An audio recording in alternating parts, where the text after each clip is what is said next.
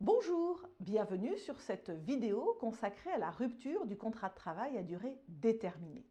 L'objectif est de comprendre les modalités de rupture de ce contrat à durée déterminée qui est atypique.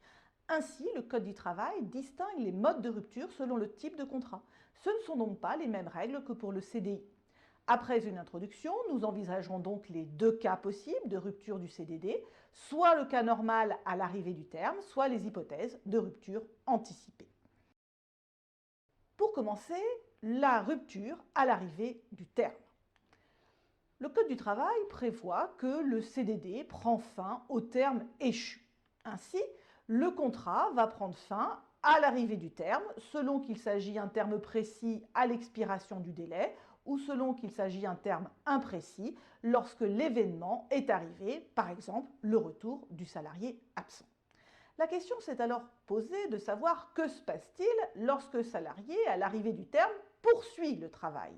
Eh bien, le Code du travail prévoit dans ce cas que le CDD devient un CDI, donc le salarié n'a pas le droit à une indemnité de requalification. En revanche, il peut bénéficier d'une indemnité de précarité. Cette indemnité compense le fait que le salarié ne reste pas en emploi.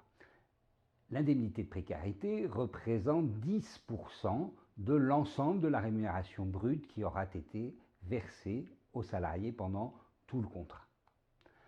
Elle n'est pas due dans un certain nombre de cas de recours.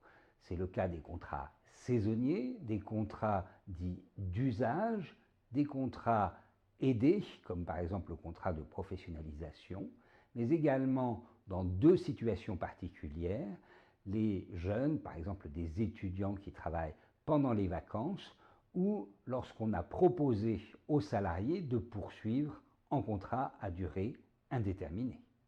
En dehors de l'hypothèse où le CDD prend fin à l'arrivée du terme, toutes les autres ruptures sont considérées comme des ruptures anticipées. La première hypothèse de rupture anticipée, c'est celle pendant l'essai. Le CDD, comme tout contrat, peut prévoir une période d'essai. La question qui se pose alors est celle de la durée de cet essai. En effet, il faut que l'essai soit d'une durée proportionnée à la durée du CDD. Le Code du travail fournit une méthode de calcul. L'essai est d'une durée égale à 1 jour par semaine, avec une maximum de 2 semaines si le CDD est inférieur à 6 mois. Dans tous les autres cas, la durée du CDD est de maximum 1 mois. Attention, la jurisprudence a précisé que pour calculer cette durée, il fallait se référer à des jours calendaires. Autrement dit, si vous dites que la période d'essai dure 10 jours, c'est 10 jours calendaires. Sinon, on sera sur une rupture anticipée si vous calculez en jours ouvrables. Le contrat à durée déterminée peut être rompu pendant la période d'essai.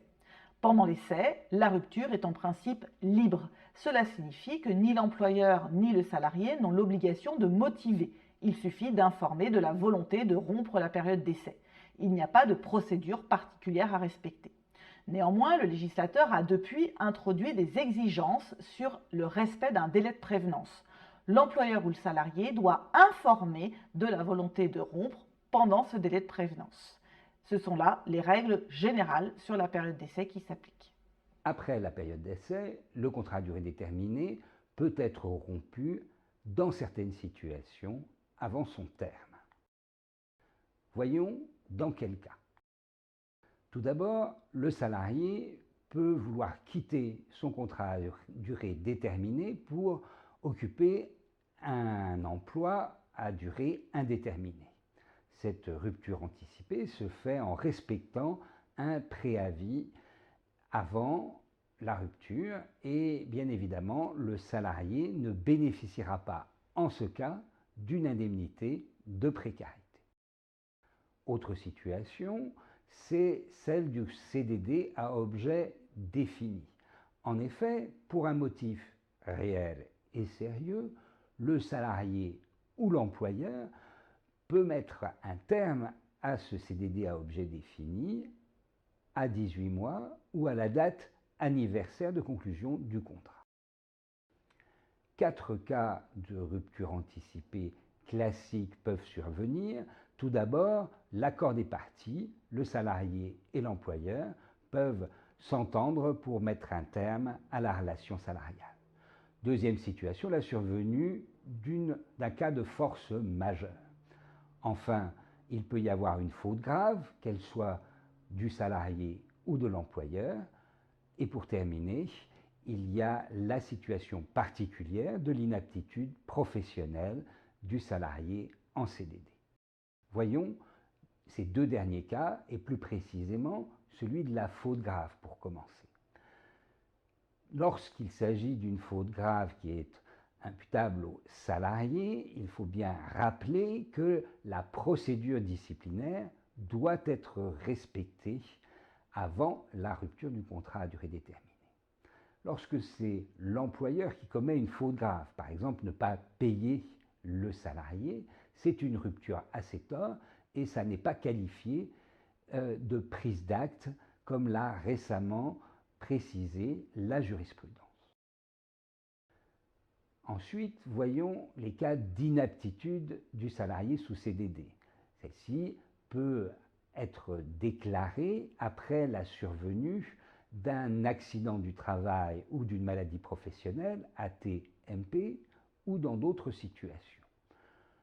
Le contrat est suspendu, le médecin du travail procède à la déclaration d'inaptitude professionnelle, l'employeur doit faire une recherche de reclassement du salarié et, à défaut de lui trouver ce reclassement, doit rompre le contrat à durée déterminée. S'il ne le fait pas, il devra reprendre les salaires au bout d'un mois. En dehors de ces cas prévus par la loi, la rupture sera considérée comme injustifiée. Qui dit règle dit sanction. Quelle est alors la sanction d'une rupture injustifiée? Lorsqu'il y a rupture anticipée non justifiée du CDD, la sanction, c'est l'octroi de dommages et intérêts. L'addition peut s'avérer assez salée. En effet, lorsque c'est l'employeur qui rompt de façon non justifiée le CDD, il devra verser au salarié l'ensemble des rémunérations qui restent dues jusqu'à l'arrivée du terme, plus l'indemnité de précarité. Prenons un exemple. Un sportif professionnel qui a donc un CDD d'usage. Il se blesse au cours d'un match. Il est reconnu comme victime d'un accident du travail, cela entraîne une inaptitude, c'est donc normalement un cas de rupture prévu. Mais dans le cas dont je vous parle, l'employeur n'avait pas consulté les représentants du personnel, ce qui est pourtant normalement prévu dans la procédure de reclassement. Il a donc été considéré que la procédure n'ayant pas été respectée, c'était une rupture non justifiée. Il a fallu donc verser aux salariés l'ensemble de ses rémunérations restant dues. Il restait 10 mois de CDD à 15 000 € par mois. Vous faites l'addition et vous voyez que le montant des dommages et intérêts peut aller bien au-delà de ce que verserait un employeur dans le cas d'une rupture d'un CDI pour licenciement abusif.